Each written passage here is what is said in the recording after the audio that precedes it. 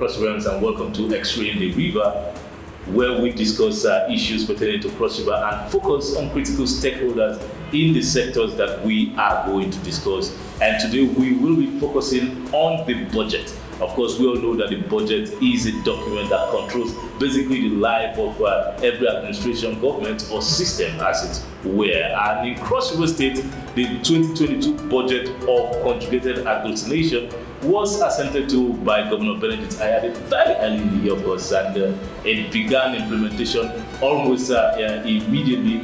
And to explain these issues in the river with us, we have the Special Advisor Budget, Otu Ita, who joins us. Welcome to the program. Thank you very much, Jonathan.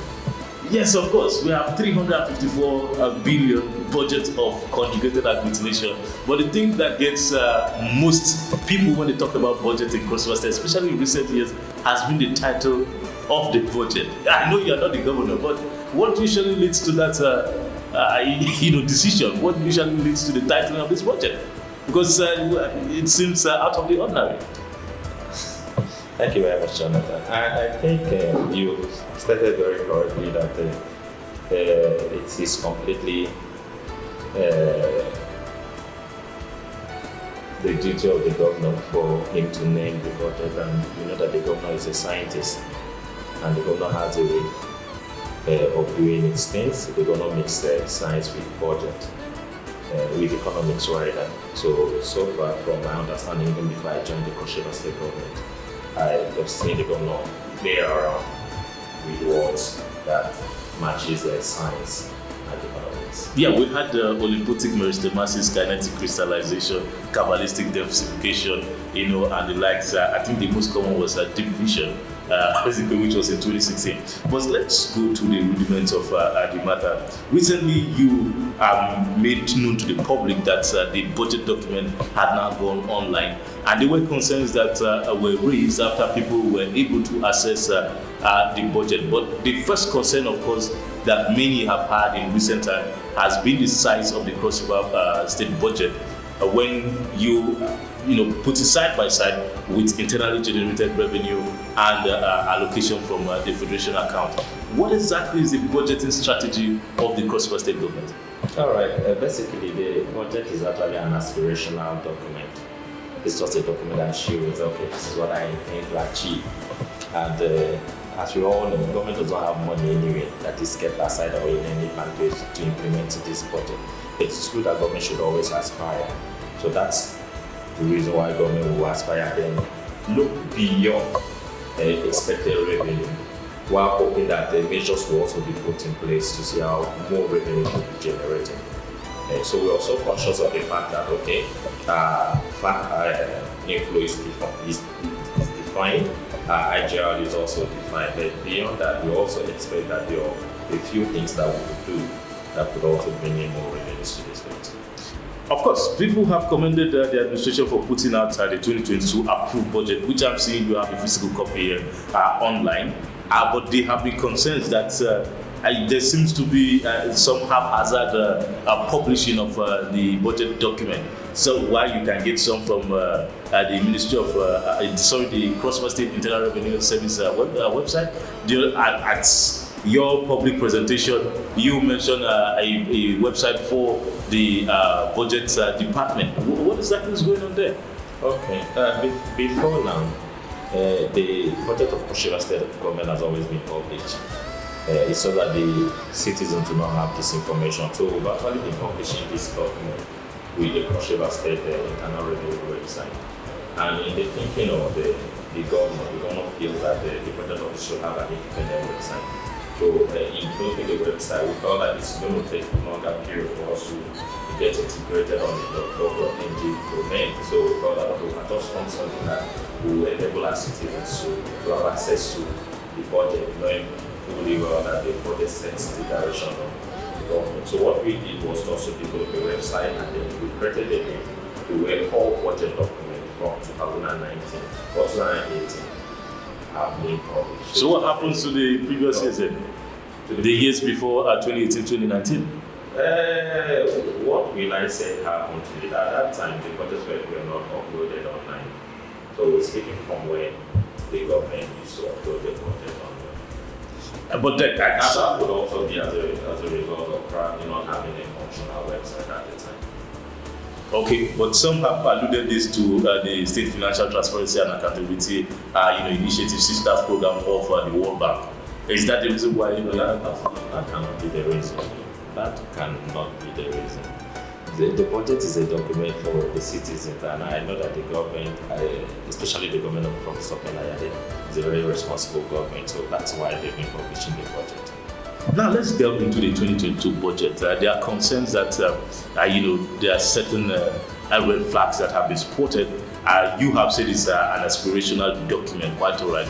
But what Policy Alert said was that there's a 152% increase in the capital proposal for Government House Calabar, from what was appropriated in 2021.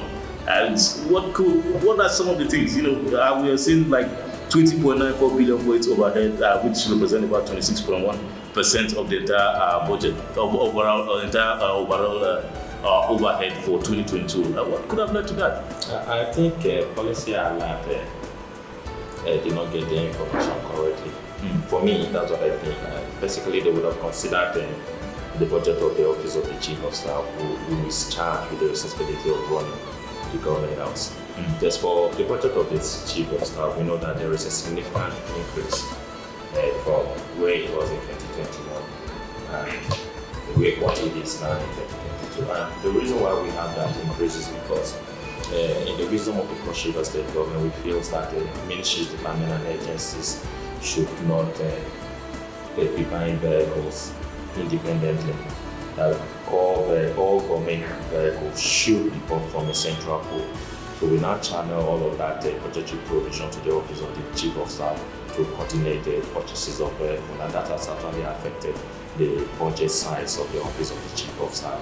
So if you look at all MDAs buying vehicles from the central pool, it definitely means that the budget of a particular office charged with that responsibility should be high. And then when you're also looking at the budget of the Chief of Staff, the Chief of Staff is responsible for peace and safety because we don't have a state police. So the Chief of Staff gets all the funding for all manner of security.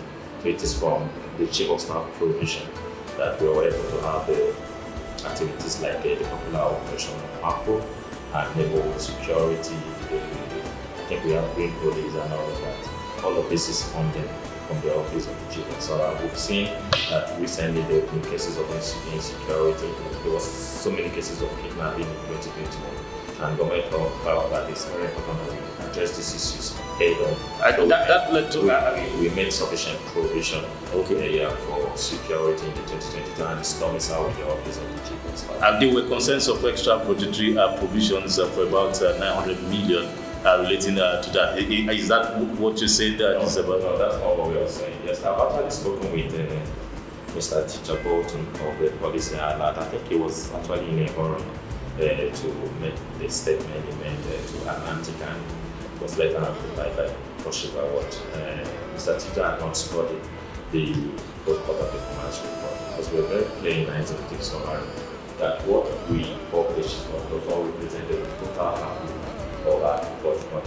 And the reason being that we have a system failure. I was going to come to that. Yeah, we had system failure, so we were unable to populate all the data that we needed to populate for pushing out this information. But we feel if you look at the publication online that was published on the 27th of January, we were very clear with all that as soon as we resolve this system issues, we provide an updated information. What is taking so long? Is it a case of bureaucracy? That's to relate with the issue of overspending. Now, what is overspending? Overspending is when you spend beyond the provision. And I think teacher has said that because he was not properly informed. Sometime after we had revised the 2021 budget, we saw that there were very critical services that government needed to carry out. And when we looked at it, and there was inflation, there were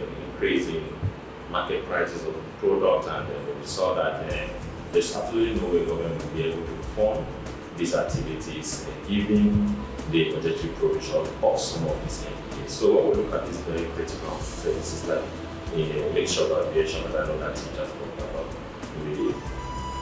What the government did is that we had to improve the provision of the Russian Assembled Finance Management of 2011. So when we improve that provision is very clear that if a particular ministry department has completed this budgetary provision, that the request will be put to the government, and then we will handle what is called environment implements, transferring Funds from one provision to the other. and then to do this, you need to get defined in the Sarah Assembly. And I think in October of last year, the government put into the National Assembly to highlight some of these issues that those who have not followed up the issue of this is a state of spending. So they will not put it in the National Assembly. And the other Assembly, I think in November, after they passed a resolution Supporting that. asking that these funds could be transferred to service, very critical services. What about people who feel like So it's very important that I said that there's no case of overspending, because all spending that was carried out in 2021 was duly authorized by the State House of Assembly. Okay, well, we're going to go to that, of course. The only thing that will tell us this is the audit report, which we will get more as time goes by. But then there are concerns also that the capital component of the budget is becoming just rituals, as the performance has really dropped. And should this be expected in the 2022 budget again? And from your statement, you said the performance was average. When you made public the budget, you said it was average, while of course for recurrent expenditure it was really superb. So should that be expected in 2022 as well? No, I think the world has gone beyond looking at the budget size. What we're looking at the major performance of the performance is actually, and then if you're looking at actually of revenue, and then you now marry it with the expenditure, I think our budget performance is also on the average.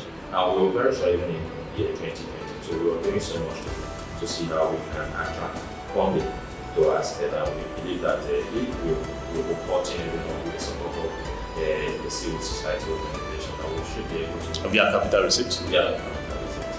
And then we will report the budget. Okay, now let me take the opinion of the leader of the civil society organizations in Cross River, Ben Musa. He said, "My opinion is an improvement on the very unrealistic budget we have had in previous years from the inception of Governor Ayade's administration. This improvement brings us closer to having a more practical budget, but still the budget remains high without a realistic and radical overhaul in the state IGRO to bring in the resources the state required to ensure a better budget performance than previous years. Furthermore, while the budget reflects the government's desire to complete some of its projects and to provide for the welfare of its workers and retired workers, there is not enough provision to address youth unemployment and endemic poverty in many parts of the state. Finally, the timely signing of the budget by the governor is commendable, though it was rushed through the House of Assembly." Rushed through. You said so many things. You said so many things, and I don't know where to even. Okay, let's start. You said. No, let me start from the last one. Okay. When somebody says rush, we're working on a calendar. The budget cycle has a calendar, and the governor presented the budget in the last week of October. Yeah. And which was almost just about. So the State House of Assembly had about 3 months to consider the budget estimates. So what is the rush? So that's just a false statement. A false statement, is it? Certainly. 3 months to consider a document and you say it was rushed? No, that's a false statement. But then about not enough to address youth unemployment and endemic poverty. You see, for me, I think Leader Ben Osang has not even studied the 2022 appropriation. Well, this is not the first time you are saying about studying. No, it has not. Because if you look at the provisions that have been made, for youth empowerment, in fact for empowerment, the government has provided sufficiently I mean, sufficiently. And But he did mention that there is a fine line between provision and the no, even as I speak, I think last week the State Executive Council had considered making a provision of about close to about £1 billion in terms of grants for women and young people. Yes, and I know the State Executive Council had approved that. About £1 billion. Okay, well, let's move ahead. We asked him a second question. He said the level of relationship between the budget office and the organized CSOs has been improving as the office has shown interest to work with most CSOs beyond the traditional ones that have established relationship with the office from previous years. However, the office needs to deliberately do more by identifying more relevant CSOs to the budget and going out of their way to reach out to those organizations instead of just sitting back and expecting those organizations to express interest to be carried along in the activities of the budget office. I will stop there. It's I'll take the second part. What's your reaction to that? I think they understand that actually express his personal opinions, and for us, we will not just sit down in budget office and know who is a civil society organization that is interested in transparency and accountability. But what basically we're doing in budget office is to ensure some level of transparency and accountability. And then we've been reaching out to so many CSOs that we know that are in related services, and that amount among them is return. I think that needs to be a whereas, team lead. And for vendors, and it is also very important that I mentioned is that the Cross River said you have so many umbrellas of the coalition. Everybody comes up and says it's coalition. It does that pose a challenge for the budget of this? No, it not, because we are open to interrogation. Okay, he also said this, that the budget office has to do more to ensure effective CSO engagement with the assembly during budget hearing and work out a system for organized CSOs to be officially carry out the monitoring and evaluation of the 2002 example. That's the 2002 appropriation bill. I think that's what he meant there. Example, by being available to answer questions on the budget or facilitate other relevant NDAs to answer questions or queries from CSOs. Yes, that's the reason why from time to time we do what we call citizens project. We do the public presentation, we do consultative forum, and just like the executive, we will doing the state of assembly is also doing the same. So I think the government has been providing funding for such activities. But what we do not do is that we try our best to be very prudent in the use of our resources. So we do not just go about giving people money. And I think one thing that some of these civil society organizations, what they expect is that, okay, since it's a government activity, as we're inviting them, there should be a 1 million, a 10 million naira for them to use that. Since we don't have all of these resources, so we operate within a very tight budget to ensure that we do the right thing. Okay, of course, time is not our friend on the program. We will have to let you go at some point now. You ask Cross River to interrogate and police the budget. Why? And how do you expect them to do that? Well, basically, before I joined the Cross River State government sometime in, I think, June of 2021, and I have observed, even including Cross River Watch, that most of the statement that you make is not based on facts. It's not based on assumptions, and government is not on assumptions. So the reason why I'll continue to emphasize that people should study the budget, and then it is only when you study the budget that is when you know the kind of questions that you should ask. Because you don't just come and say, okay, government is not providing money for our hospital without looking at the budget, or government is not providing money for our school, or government is not doing this or this or that. But if you study the budget document, it will not give you an insight to government plan for 2022. And with that, if you are also criticizing the government, you will criticize the government correctly. And so, for instance, if you now observe that the government has made a provision to build an airport to Ogun, and then in 2022, and then we will publish a performance report. So if you look at this performance report and you see that government is not making provision for the construction of that airport, that is when you should ask for situation. That's what we mean by interrogating the budget or interrogating the government. You should ask the right question, and you should not just speak based on assumption or because you feel you should ridicule the government and just make any kind of statement. I don't think Well, MTF, the long-term expenditure framework. And some of the opinion that there is not a system like that. yes, I think during the public presentation of the budget, I mentioned that I think in June of last year of 2021, and my predecessor had not actually a 3-year rolling plan that I should have used the work we did since he had already prepared the rolling plan for 2020, 2021, 2022. So what we thought we was also look at what he prepared and see prevent human market structures, and then we easily just looked at it and then use that to develop the annual budget. Not an office To So in essence, you are telling me that if any Crossriver walks into the budget office to ask for the long-term expenditure framework, the fiscal strategy paper, all of that, they can share it.